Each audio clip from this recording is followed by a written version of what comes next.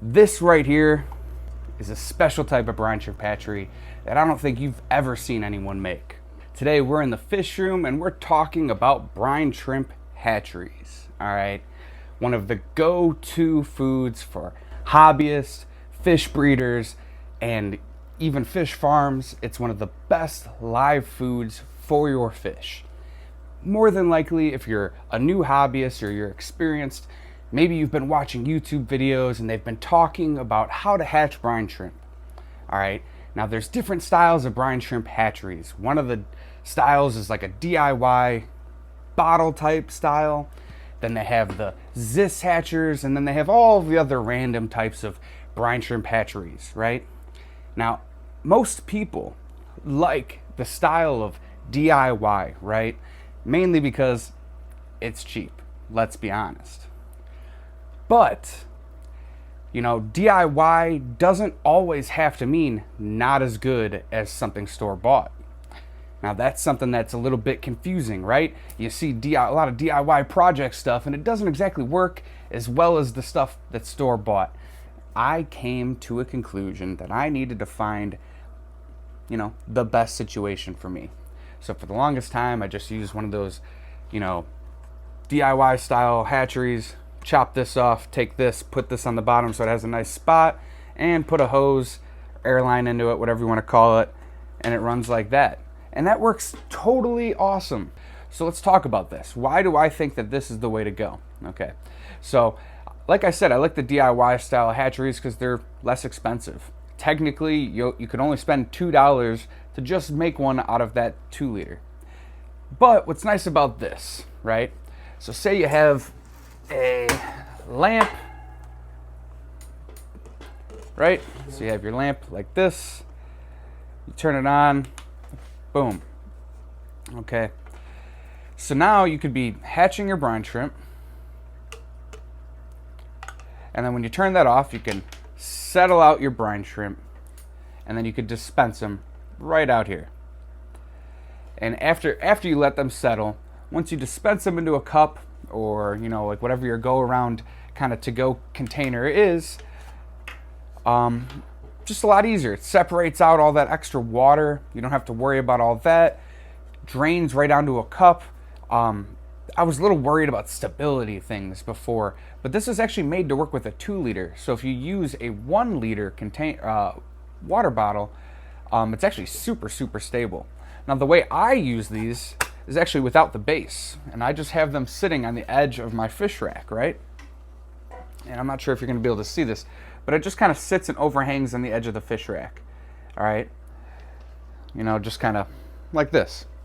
And then that way I can kind of dispense my brine shrimp right into a cup, and I have a little lamp sitting next to it that brings them to the bottom there. Super efficient, and I just love the way this is. It acts like a professional store-bought brine shrimp hatchery, but it's one you can make at home for literally a quarter of the cost, even less than a quarter of the cost. All right, so this is the stuff. Let's check this out.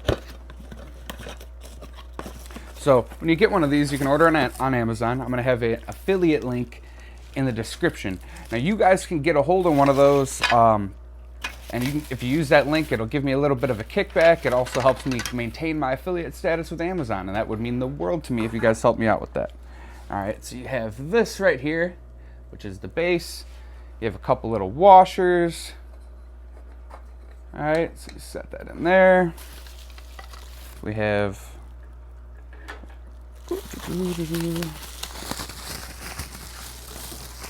this. That was probably really loud, sorry guys. This is actually not for this. This is actually for this. Like that. Okay, so. Oh. And then it comes with a thumbtack. Now the reason it comes with a thumbtack is because this is actually made to use with a closed bottle. So if you had this closed, you would have to poke a little hole in there to dispense drinks. But we don't need to do that because we're going to be using an open top, right? Okay, so I actually thought we were missing one of these, but it was hidden in the plastic bag. So you have 2 of these little washers, one for each of the bottle connection points, or one for the bottle connection point, and then one for the dispenser connection. So you kind of screw that dispenser on there, And what's nice about this is removable, right? So you can easily clean in that. So you can rinse out all of your connections and everything, and that's really nice. One thing that I didn't like about this hatcher is those small connection ports always seem like, I don't know, it just seemed like it would get dirty. I never ended up buying one, never ended up using one, so I guess I can't speak from direct experience, but I don't know. Just always seemed to be like it would be an issue point, right? So we got this set up just like that. All right, awesome. We're gonna use the stand just to hold it up because you can't set this flat without the stand. You would need to overhang it off something, right? So we'll just kind of set this on the stand. Just for display purposes for now. So we got that on the stand there. And we got our bottle, right? We're gonna need to cut this, and we want this at the same height. So we're gonna use this kind of ridge at the bottom, or the top, whatever you wanna call it, of the bottle to make our cut, okay? And we're just gonna cut along this line to make a nice, even. Oh man, just spilled some water. Ooh, it smells like strawberry still. Gotta rinse that out a little better. All right, sweet. So now we have a nice even cut. I actually did it better this time than I did the last time. Practice makes perfect, I guess there. And then, I was watching Primetime Aquatic the other day, and he was saying that you can actually use these as like a little lid if you're worried about that. I never really worried about the lid, but it's a good idea because if you have a lot of evaporation in your fish room over the 24 hours or so that this takes to hatch out, you might lose some water, and then that'll kind of change your salinity. And not that I've had any experience with that, but it may affect your hatch rate, So maybe that's a smart idea, throwing the lid on there. Okay, sweet. So set that up like that. Bada bing, bada boom. We got a brine shrimp hatchery. All right, it's super simple. All right, now there's another part of this that you guys all know. You're gonna need air, right? So you have a little pump like this. I always have like an on-off valve to be able to control the amount of air that's flowing into the tank or the hatcher, whatever you want to call it there. You kind of set that up like that. Plug this into your air source. And then you kind of flop that over there. What I like to do with my air is I always cut a little angle, kind of like when you have flowers and you put them in a vase and you have that angle, so it so this doesn't have a chance of just kind of sitting flat and then blocking a lot of the airflow. If you have it at an angle, it'll always keep it open and free flowing. Okay, so yeah, that's our brine shrimp hatchery. Super simple and very efficient. All right, now I wish I had a hatch ready to go. Actually, you know what? I think I do. Let's check it out. So what we're gonna do is we'll set up the light to attract him to the bottom here, and we'll have a demonstration of how awesome this thing is at harvesting brine shrimp. Now, this hatch is a little gross. It went longer than it should have, but to be honest, it'll work for our demonstration here, so it doesn't really matter.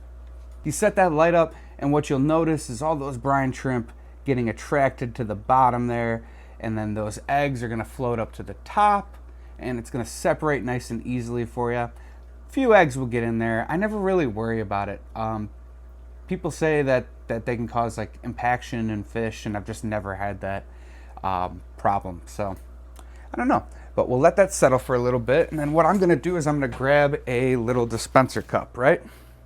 So this is my go-to dispenser cup. It's a little dirty right now. And then we'll also need something to feed the individual fish. Now, technically you don't need this. You could just pour out your hatch right into this and then just kind of dispense, because it's already separated the majority of all the nasties, right?